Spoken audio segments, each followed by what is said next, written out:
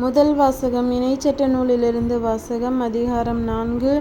இறைவசனங்கள் 1 மற்றும் 5-9 முடிய. இப்பொழுது இஸ்ரேலரே, கேளுங்கள். நான் உங்களுக்கு கற்றுத்தரும் நியமங்கள் முறைமைகளின்படி ஒழுகுங்கள். அதனால் நீங்கள் வாழ்ந்து உங்கள் மூதாதையரின் கடவுளாகிய ஆண்டவர் உங்களுக்கு கொடுக்கும் நாட்டுக்குச் சென்று அதை உரிமையாக்குவீர்கள். நம் கடவுளாகிய ஆண்டவரின் கட்டளைப்படியே நியமங்களையும் முறைமைகளையும் உங்களுக்கு கற்றுத் தருகிறேன்.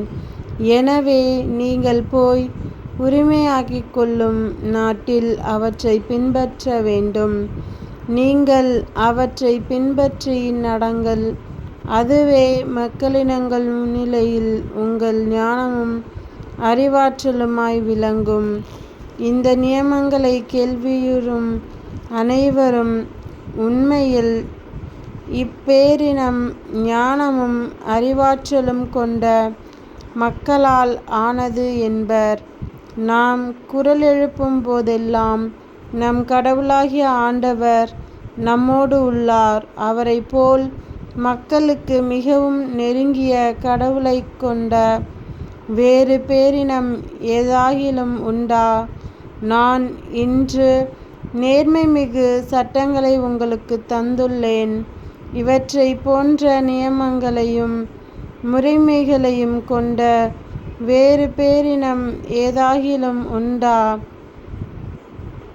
கவனமாயிருங்கள். உங்கள் கண்களால் நீங்கள் கண்ட அனைத்தையும் மறந்து போகாதபடி உங்கள் இதயங்களில் காத்துக் கொள்ளுங்கள். உங்கள் வாழ்நாள் முழுவதையும் நீங்கள் அவற்றை மறக்க வேண்டாம். உங்கள் பிள்ளைகளுக்கும் பேரப்பிள்ளைகளுக்கும் அவற்றை எடுத்துக் கூறுங்கள். இது ஆண்டவர் வழங்கும் அருள்வாக்கு. இறைவா, உமக்கு நன்றி. செய்தி வாசகம். புனித மத்தேயு எழுதிய நற்செய்தியிலிருந்து வாசகம். அதிகாரம் 5. இறைவசனங்கள் 17-19 முடிய. திருச்சட்டத்தையோ இறைவாக்குகளையோ நான் அழிக்க வந்தேன் என நீங்கள் எண்ண வேண்டாம். அவற்றை அழிப்பதற்கல்ல, நிறைவேற்றுவதற்கே வந்தேன். விண்ணும் மண்ணும் ஒழிந்து போகும் முன் திருச்சட்டம் யாவும் நிறைவேறும். அதன் ஒரு சிற்றெழுத்தோ ஒரு புள்ளியோ ஒழியாது என உறுதியாக உங்களுக்குச் சொல்கிறேன்.